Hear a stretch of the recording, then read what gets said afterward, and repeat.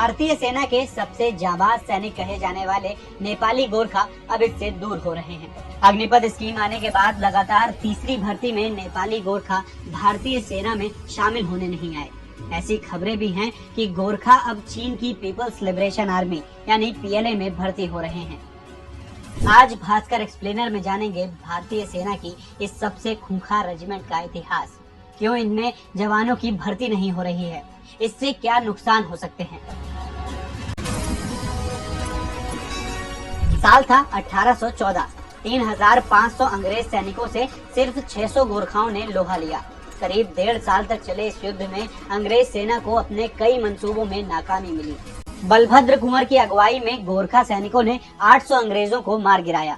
इन गोरखाओं की बहादुरी से ब्रिटिश जनरल डेविड ऑक्टोलोनी इतने प्रभावित हुए कि साल 1815 में इनके लिए सेना में एक रेजिमेंट बनाई गई।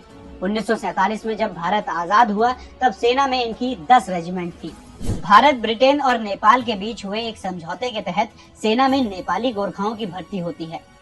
गोरखाओं का संबंध नेपाल के गोरखा जिले से है। इनको अपने साहस और वफादारी के लिए जाना जाता है।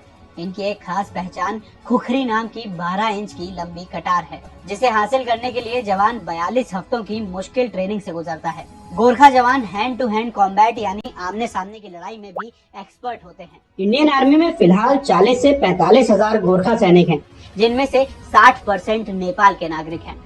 लेकिन अब भारत और नेपाल सरकार के बीच मतभेद की वजह से भारतीय सेना इन गोरखा जवानों की कमी का सामना कर रही है।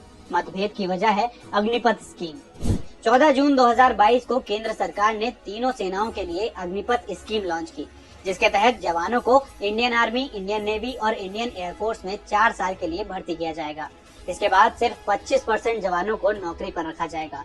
लेकिन नेपाली युवाओं का आरोप है कि इस स्कीम को लेकर भारत सरकार ने कोई स्पष्ट जानकारी नहीं दी, जिसके चलते उन्हें बेरोजगारी और आर्थिक संकट का डर सता रहा है।